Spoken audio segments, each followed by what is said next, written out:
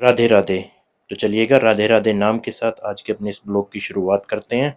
और अभी हम हैं गोवर्धन जी की परिक्रमा के लिए आए हुए हैं गोवर्धन में। तो अगर आप भी गोवर्धन आ रहे हैं परिक्रमा करने के लिए, दर्शन करने के लिए गोवर्धन जी के, तो आप कहाँ पे रुकें। आज का इस ब्लॉग की शुरुआत हमारी यहीं से हो रही है, जो है श्री राधे श्याम सेवा सदन। तो अगर आप गोवर्धन जी आएँ तो आप इस जगह को कंसिडर कर सकते हैं, क्योंकि बहुत ही अच्छी है, खुला स्पेस है और गाड़ी की पार्किंग भी आपको अंदर ही मिल जाती है। तो चलिएगा राधे राधे बोलते हुए आज की ब्लॉग की शुरुआत करते हैं। और अगर आपने अभी तक चैनल सब्सक्राइब नहीं किया है तो सब्सक्राइब कर दें एंड वीडियो को एक लाइक एंड शेयर करना भी ना भूलें।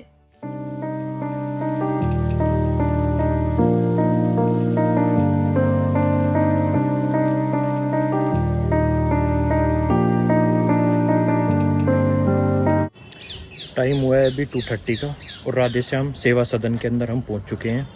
ये जो आप मेरे पीछे देख रहे हैं ये सदन की पार्किंग है। हमने भी जो है, हाँ ये देखिएगा, हमने भी अपनी गाड़ी वो लास्ट में खड़ी की हुई है वहाँ पे। तो काफ़ी बड़ा सा पार्किंग का एरिया है यहाँ पे। और रूम हमने ले लिया है, 2 डबल बेड का रूम है जिसका चार्ज हमें पे करना पड़ा 1800 रुपीज़। बाकी एसी वगैरह रूम के अंदर सब है। अंदर जाके मैं आपको एक बार रूम का भी एक टूर दे दूंगा। बाकी बाहर का एरिया, बाहर पार्क वगैरह भी है, पार्किंग का एरिया भी है काफ़ी। और ये देखिएगा, अंदर आते के साथ सबसे पहले ये मंदिर है यहाँ पे और उसके बाद यहीं से ही अंदर रिसेप्शन का एरिया है। तो चलिएगा अब चलते हैं, एक बार रूम टूर दे देता हूँ मैं आपको, उसके बाद फिर परिक्रमा अपनी इवनिंग के टाइम हम स्टार्ट करेंगे। तो अंदर एंट्री करने के साथ ही सबसे पहले आपको मिलता है रिसेप्शन का एरिया, जहाँ से आप जो है ऑफलाइन आके यहाँ पे जो है अपना रूम की बुकिंग करा सकते हैं। सामने देखिएगा भोजन के लिए बोर्ड लगाया हुआ है, तो यहाँ पे आपको जो है वो भोजन भी मिल जाता है, ब्रेकफास्ट लंच डिनर जो भी आप करना चाहें। हाँ लेकिन आपको उसका कूपन जो है वो पहले लेना पड़ता है। ये एक हॉल है यहाँ पे काफ़ी बड़ा सा। अगर आप कोई भी धार्मिक आयोजन यहाँ के करना चाहें, कोई सत्संग का आयोजन करना चाहें, कुछ भी आप करना चाहें तो वो आप यहाँ पे कर सकते हैं। काफ़ी बड़ा सा हॉल का एरिया मिल जाता है। ऊपर के फ्लोर पे जाने के लिए लिफ्ट की सुविधा भी है और स्टेयर्स भी है। अगर बात करें राधे श्याम सेवा सदन की, तो साफ़ सफाई काफ़ी अच्छी है और काफ़ी जो है वो स्पेशियस जगह है। ये देखिएगा, हमने अपना ये रूम लिया था जो कि 2 डबल बेड का था और रूम के अंदर बेसिक एमिनिटीज़ सारी थी, गीज़र, टीवी, फ़ैन, एसी, मतलब सब कुछ आपको मिलता है। और वॉशरूम की अगर बात करें तो वो रूम के साथ अटैच भी है और बाहर निकल के कॉमन वॉशरूम का भी काफ़ी बड़ा एरिया बनाया हुआ है। तो अगर आपकी पूरी फैमिली आ रही है तो आपको जो है वॉशरूम को लेके कोई दिक्कत नहीं होगी। ये देखिएगा, ये रूम के साथ अटैच था हमारा वॉशरूम। तो थोड़ा रिफ़्रेश होने के बाद हम भी निकल लिए अब गोवर्धन जी की परिक्रमा के लिए। सबसे पहले हमने किया हल्का फुल्का सा छोले कुलचे खाए और फिर उसके बाद हमने सबसे पहले दर्शन किए गिरिराज महाराज के।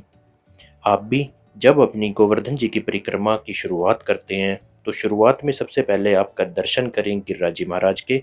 सामने देखिएगा ये गिरिराज टेम्पल है, टेम्पल की टाइमिंग वगैरह सब यहाँ पे मेंशन्ड हैं। तो ये आप एक बार वीडियो को पॉज करके भी चेकआउट कर सकते हैं।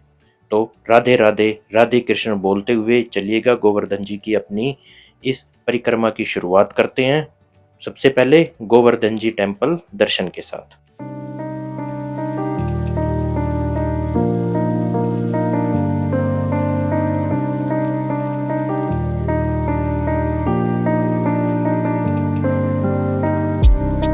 गिरिराज जी के दर्शन के बाद हमने अपनी परिक्रमा स्टार्ट की। ये देखिएगा, सबसे पहले बड़ी परिक्रमा मार्ग जो है टोटल 12 किलोमीटर का, और यहीं से शुरुआत होती है बड़ी परिक्रमा की। परिक्रमा 2 होती हैं, बड़ी और छोटी परिक्रमा। तो सबसे पहले हमने की बड़ी वाली परिक्रमा की अपनी शुरुआत और इवनिंग का टाइम हो गया था, तो ज़्यादा कुछ गर्मी भी नहीं थी, अच्छा मौसम था। हाँ एक जो अच्छा चेंज देखने को मिला वो ये था कि रोड के साथ में पैदल चलने वालों के लिए जो परिक्रमा कर रहे हैं उनके लिए एक अलग से रास्ता बनाया हुआ है और उसके ऊपर मिट्टी डाली हुई है। तो देखिएगा टाइम हुआ है अभी 5:08 हुए हैं।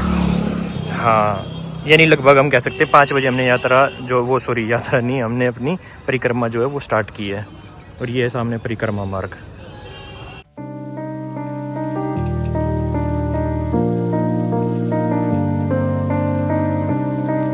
परिक्रमा मार्ग में ही आपको लंगूर, बंदर, गाय मिलते हैं। तो आप जो है यहीं पे आपको केले वगैरह भी मिल जाएंगे, चने हुए, केले हुए, तो आप अपनी इच्छा के अनुसार लेके और खिला सकते हैं। तो सबसे पहले हमें मिले लंगूर, फिर गाय, और फिर उसके बाद आगे जाके मिले हमें बंदर।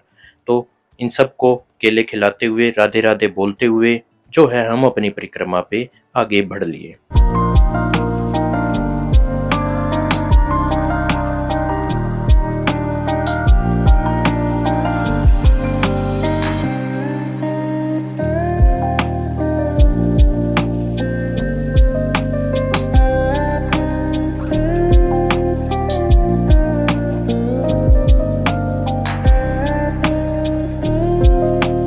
पूरी जो गिरिराज जी की परिक्रमा होती है, उस परिक्रमा के अंदर जो है गिरिराज जी हमारे राइट साइड में होते हैं।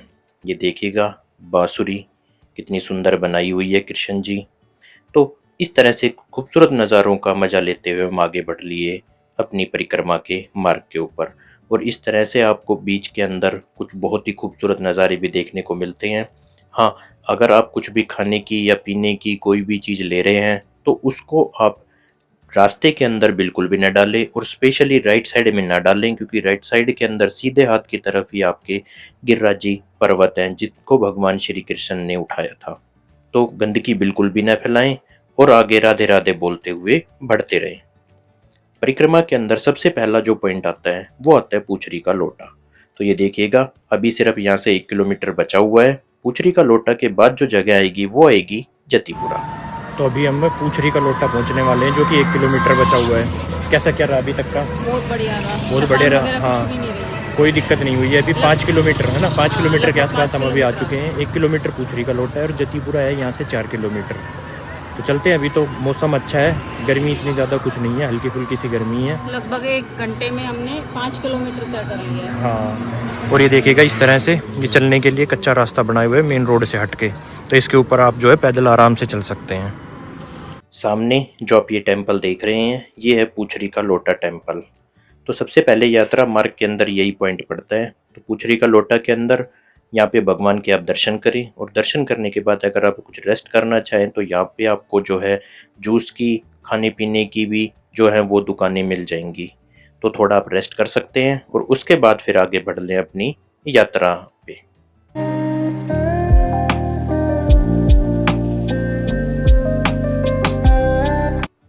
तो अभी हम यात्रा मार्ग पे आगे बढ़ लिए, और आगे बढ़ने के बाद अब हम पहुंचे हैं जतीपुरा। जतीपुरा के अंदर जो है आपको स्पेशल मिलती हैं जलेबी। तो यहाँ पे जतीपुरा टेम्पल के आप दर्शन करें और साथ में आप जो है वो जलेबी का भी मजा लें।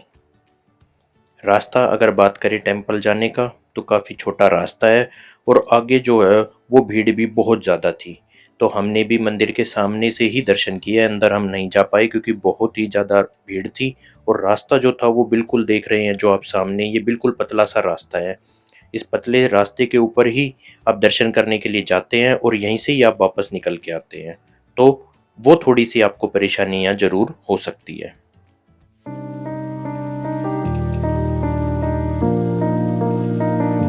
तो बड़ी वाली परिक्रमा कंप्लीट करने के बाद हमने स्टार्ट की अपनी छोटी परिक्रमा।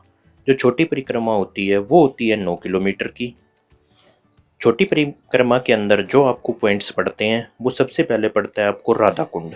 तो अगर आप पैदल यात्रा कर रहे हैं तो आप पैदल पैदल राधा कुंड के दर्शन के लिए चले जाएंगे, और अगर आप ऑटो लेके अपनी जो परिक्रमा कर रहे हैं तो फिर आपको एक पॉइंट राधा कुंड से पहले जो है आपको ऑटो चेंज करना पड़ेगा या आपको पैदल अंदर जाना पड़ेगा। अभी जो आप मेरे सामने खूबसूरत नज़ारा देख रहे हैं ये है कुसुम सरोवर का। तो जब आप अपनी यात्रा के अंतिम पड़ाव की तरफ बढ़ते हैं तो आपको ये कुसुम सरोवर जो है ये देखने को मिलता है।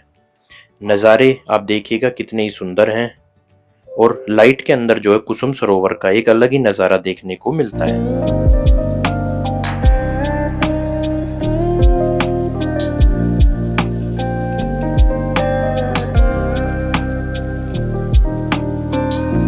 तो छोटी परिक्रमा पूरी करने के बाद हमने फिर से दर्शन किए गिरिराज जी महाराज के, और देखिएगा अब जैसे रात हो चुकी है और रात के टाइम लाइट के अंदर जो है मंदिर किस तरह से जगमगा रहा है। तो आप भी एक बार कमेंट के अंदर राधे राधे जरूर लिखिएगा। तो चलिएगा आज के अपने इस ब्लॉग को करते हैं यहीं पे ख़त्म, और ख़त्म करने से पहले अगर आप गिरिराज जी आ रहे हैं परिक्रमा करने के लिए तो एक ऐसा प्लेस जहाँ पे आपको जाना जरूर बनता है वो है श्री गिरिराज जी मिष्ठान भंडार। तो चलिएगा, मिलते हैं नेक्स्ट ब्लॉग में जिसमें हम आपको और वृंदावन के प्लेसेस विजिट कराएंगे। तो अगर आपने चैनल अब तक सब्सक्राइब नहीं किया है तो चैनल को सब्सक्राइब जरूर कर दें।